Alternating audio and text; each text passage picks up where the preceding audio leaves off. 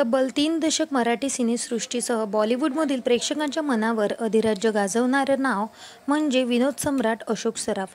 महाराष्ट्राच्या लाडक्या अशोक मामांना महाराष्ट्र भूषण आणि पद्मश्री पुरस्कारांनी सन्मानित करण्यात आलं।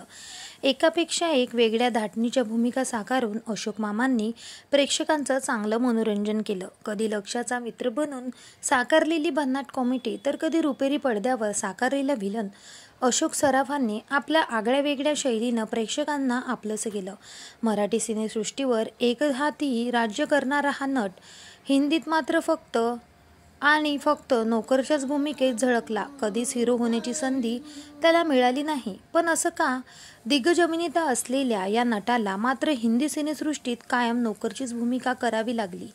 फक्त अशोक सराफच नव्हे तर दिग्गज दिवंगत अभिनेते लक्ष्मीकांत बेर्डे म्हणजेच मराठी सिने रसिक प्रेक्षकांच्या लाडक्या लक्ष्यांनाही हिंदी सिनेसृष्टीत नोकरचीच भूमिका साकारली। तर असं का?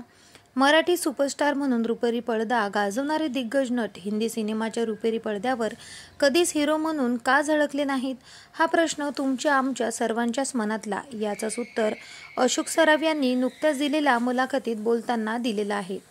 अमुक यूट्यूब चॅनलला दिलेल्या मुलाखतीत बोलताना अशोक सराफ म्हणाले की मराठी लोकांची इमेज हिंदीत बसत नाही। त्यांच्या दृष्टीत हिरो म्हणजे गोरापान, तो काम काय करतो हे कोणाला माहिती नसतं आणि कोणाला कळतही नाही। तसं तर आपण दिसत नाही, त्यामुळे आपल्याला हिरोचे रोल कधी मिळणार नाही। मग आपण कॅरेक्टर शोधतो। माझ्यासारख्या किंवा लक्ष्मीकांतसारख्या चेहऱ्याला मग नोकराची भूमिका मिळते, त्याशिवाय काही मिळतच नाही। आता ते करायचं की नाही हे तुम्ही ठरवायचं। जर तुम्हाला ते चांगले पैसे देत असतील, जर तुमचा फायदा होत असेल तर काहीच हरकत नाही। पण लोक काय म्हणतात याचा अर्थ नाही तिथे आम्ही हिरो म्हणून काम करणं हे होऊ शकत नाही। मग आम्ही कशाला हट्ट धरायचा? तुम्हाला जर वेळ असेल तर काम करा। मी हिंदीत जेव्हा मला वेळ असेल फक्त तेव्हाच काम केले। एका भोजपुरी प्रोड्युसर आला होता, मी कधी भोजपुरी केलेलं नाही।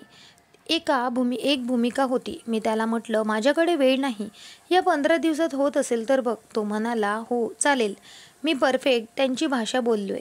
त्यांचा लहेजा पकडला की तुम्ही भोजपुरी बोलू शकता। मला भोजपुरीचं त्या वर्षीच बेस्ट ॲक्टर म्हणून अवॉर्ड मिळालं।